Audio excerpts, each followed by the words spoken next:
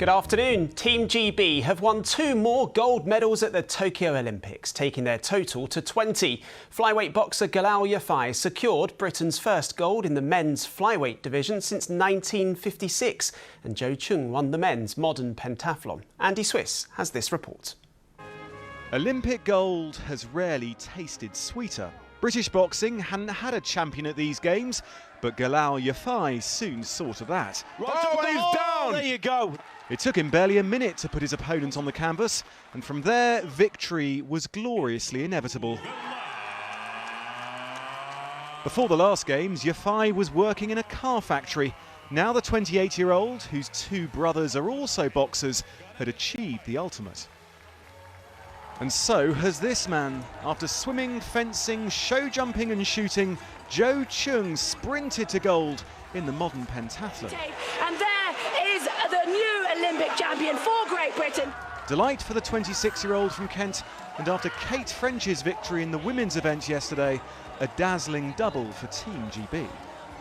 There was more British success in the cycling. Matt Walls and Ethan Hayter are housemates back in Manchester, and they teamed up to take silver in the Madison.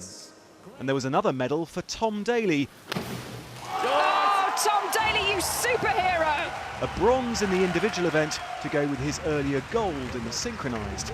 He certainly had a glittering games. Andy Swiss, BBC News.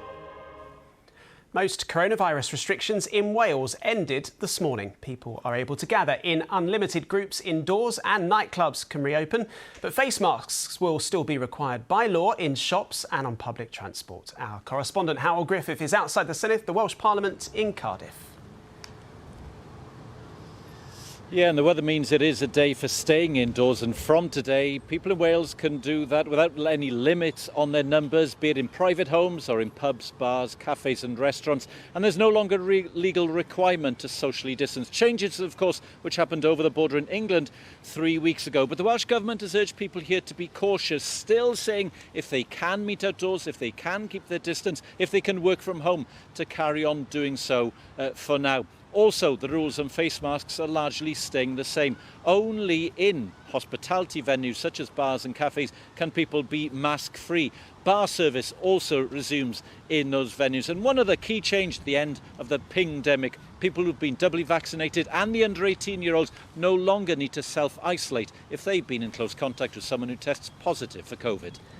Howell Griffith in Cardiff, many thanks. OK, let's take a look at some of today's other main news.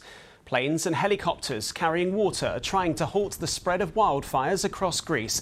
The country is suffering its worst heatwave in more than 30 years.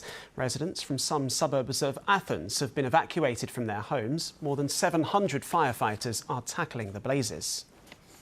Britain and the United States have urged their remaining citizens in Afghanistan to leave immediately because of the worsening security situation there. The Taliban have captured swathes of territory since Western forces began their withdrawal in the spring. Military experts from the G7 countries have concluded that a drone used in a deadly attack on a tanker off the coast of Oman last week was made in Iran. A British security guard and the ship's Romanian captain were killed. Iran has consistently denied orchestrating the attack. And that is it for now. We're back on BBC One at 5:45. Have a good afternoon. Bye for now.